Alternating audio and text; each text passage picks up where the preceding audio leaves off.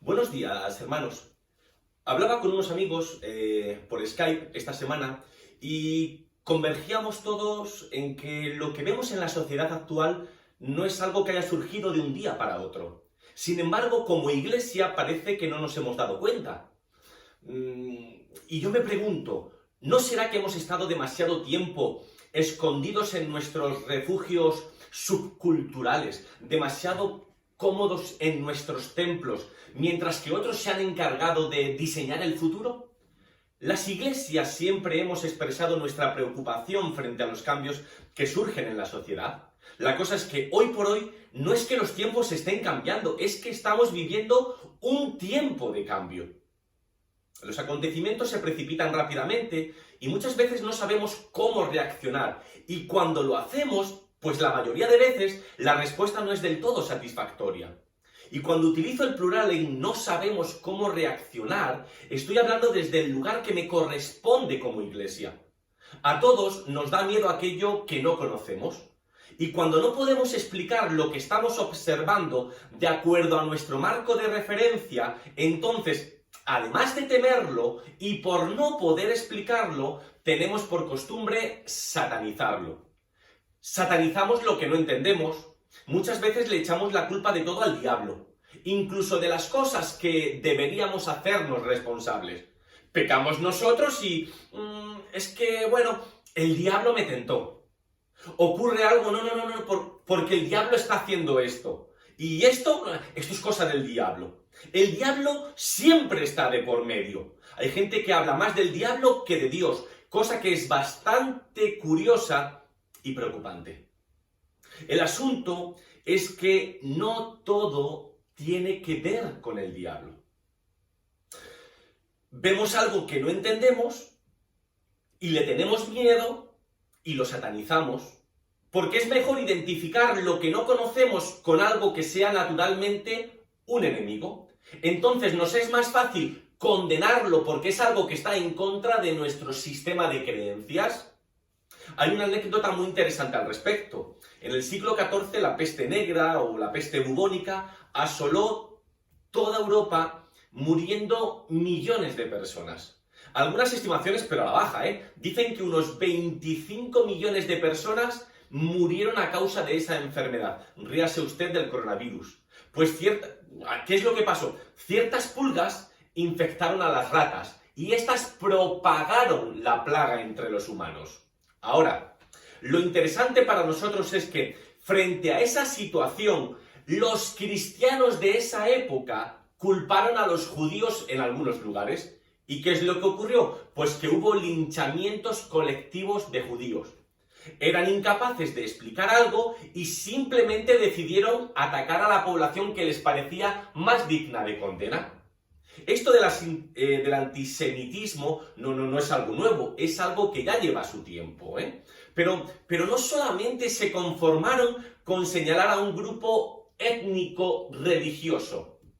Como ya les he dicho, se creía que las pulgas transmitían esta enfermedad.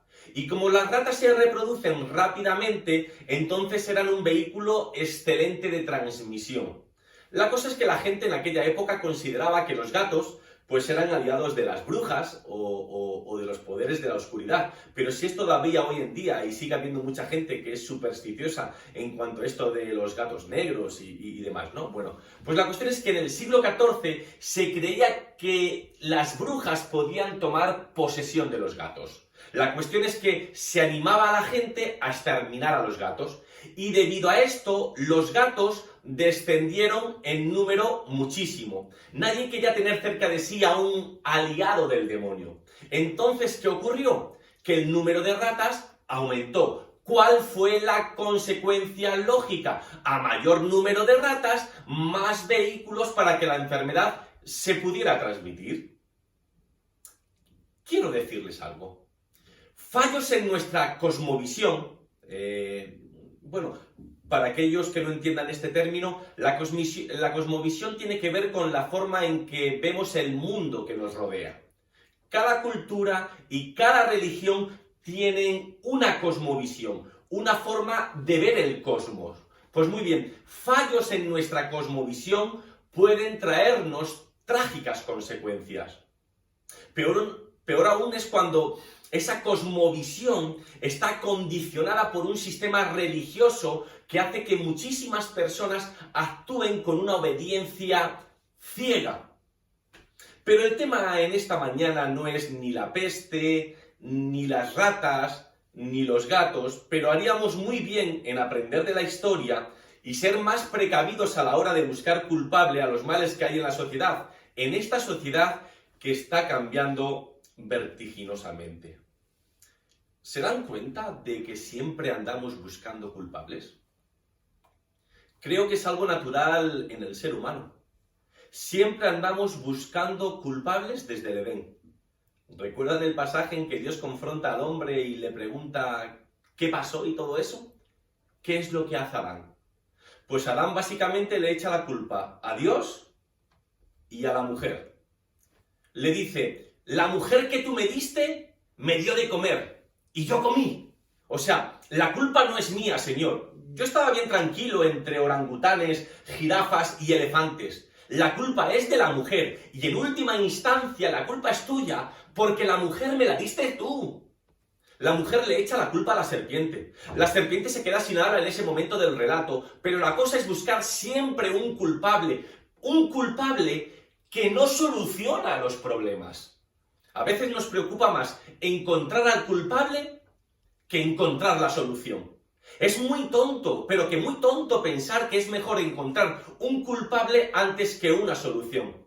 La verdad es que no tiene mucho sentido. Sin embargo, nos pasamos la vida buscando culpables. Las cosas ocurren porque hay un grupo determinado que tiene la culpa de lo que está pasando. Hay un relato muy interesante en uno de los evangelios. Quiero que me acompañen en esta mañana. Vamos a leer en Mateo capítulo 16, versículos del 1 al 4. Mateo 16, del 1 al 4. Yo solo voy a leer en Nueva Versión Internacional. Y dice así: Los fariseos y los saduceos se acercaron a Jesús y para ponerlo a prueba le pidieron que les mostrara una señal del cielo. Él les contestó: Al atardecer, ustedes dicen que hará buen tiempo porque el cielo está rojizo. Y por la mañana, que habrá tempestad porque el cielo está nublado y amenazante. Esta parte es demoledora. Ustedes saben discernir el aspecto del cielo, pero no las señales de los tiempos. Esta generación malvada y adúltera busca una señal milagrosa, pero no se le dará. Más señal que la de Jonás. Entonces Jesús los dejó y se fue. Personalmente a mí me encanta cómo Jesús termina a veces las conversaciones, dejando en el aire una cuestión enigmática, este asunto de la señal de Jonás. Aquí quiero abrir un pequeño paréntesis. Es interesante cómo esto de la señal de Jonás aparece aquí. Normalmente nosotros solemos sentenciarlo con Mateo capítulo 12, versículo 40, en donde se dice que esta señal tiene que ver con los 3 días y 3 noches de Jonás en el vientre del pez. Que por cierto, y no sé por qué, es en lo que más nos paramos cuando la enseñanza importante realmente es otra. Pero hoy no quiero hablarles de este Midrash de Jonás. En Mateo capítulo 12, la señal de Jonás apunta al tema de la resurrección. Pero hay que pensar en algo, y quiero que consideres algo desde un ángulo distinto. Mateo capítulo 12 habla luego del arrepentimiento de Nínive, y de estos condenando a la generación a la que Jesús le habla por incrédula. Y también habla de la reina de Saba, que fue a escuchar la sabiduría de Salomón, no como la generación que tiene delante a Jesús, que no es capaz de escuchar a uno que es mucho más sabio que Salomón. Ahora, pienso en esto. Cuando Jesús resucita, no se aparece a los fariseos, ni a los saduceos, ni a Pilato, ni a Herodes, a nadie de esa generación incrédula. ¿Por qué? Porque la resurrección es señal para los que creen y no evidencia para hacer que los que no creen empiecen a creer. ¿Recuerdan la parábola del rico y Lázaro? El padre Abraham le dice al rico, un rico que está pidiendo que alguien se levante de entre los muertos y vaya y le avise a su familia del futuro que les espera, si siguen viviendo pues como le están haciendo. Y Abraham le dice, oye, si no les creen a Moisés y a los profetas, que es otra forma de referirse al Antiguo Testamento, o sea, si no les creen a Moisés y a los profetas, no le creerán a alguien que se levante de los muertos. Y esto es justo lo que va a pasar con Jesús. Él se va a levantar de los muertos, pero dice, si no son capaces de creerle a las Escrituras, entonces no creerán a alguien aunque se levante de entre los muertos. La señal de Jonás para esta generación incrédula puede no tener que ver con la resurrección. Puede que tenga que ver con el arrepentimiento de los gentiles, de los no judíos, como esos habitantes de Nínive, como la reina de Saba que es capaz de escuchar esa sabiduría. Y al fin y al cabo el Nuevo Testamento trata de la historia de un montón de gente no judía, gentiles que conforman las iglesias en Asia Menor y en otros muchos lugares del mundo conocido. Aquellos que, al igual que Nínive y la reina de Saba, fueron capaces de prestar atención al mensaje proclamado. Interesante, ¿verdad? Fin del paréntesis. Pero el pasaje que yo les acabo de leer, ahí Jesús les está hablando de entender las señales del cielo. Pero les acusa de no aplicar la misma sabiduría para entender las señales de los tiempos.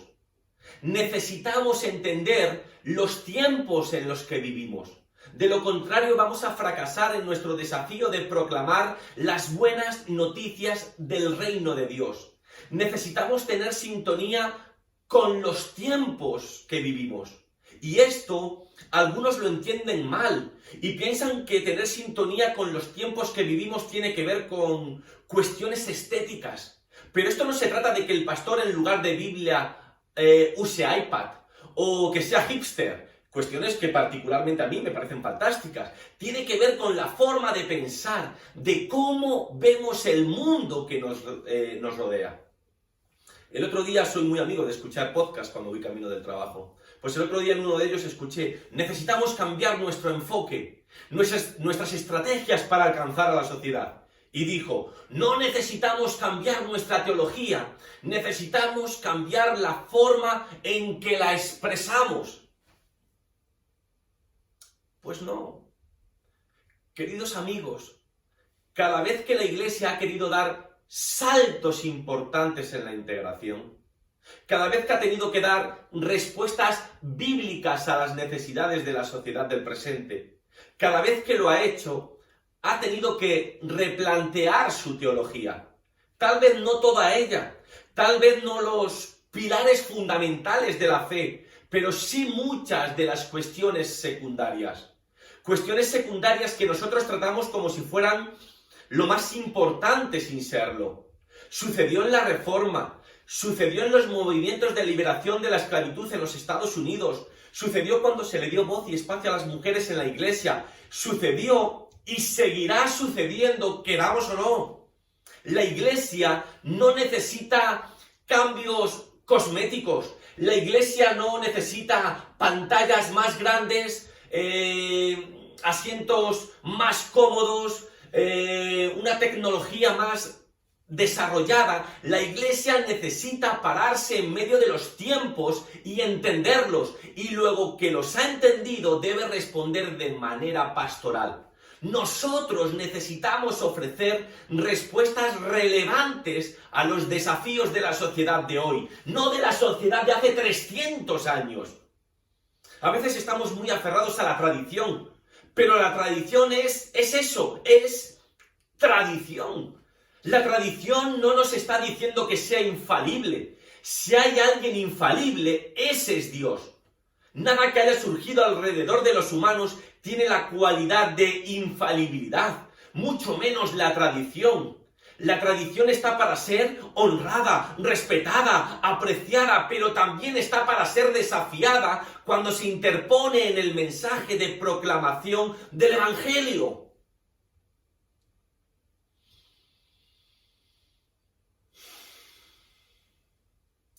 Necesitamos respuestas pastorales. ¿Y por qué digo respuestas pastorales?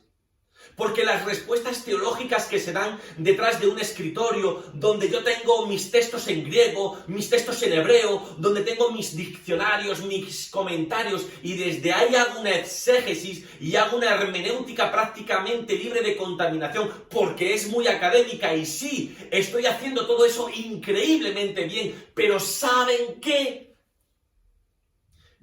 Que el teólogo entrega sus conclusiones, pero somos aquellos que estamos involucrados en la actividad pastoral, los que tenemos que ensuciarnos las manos en el terreno para hacer que esas conclusiones teológicas se hagan vida, se hagan carne en la gente.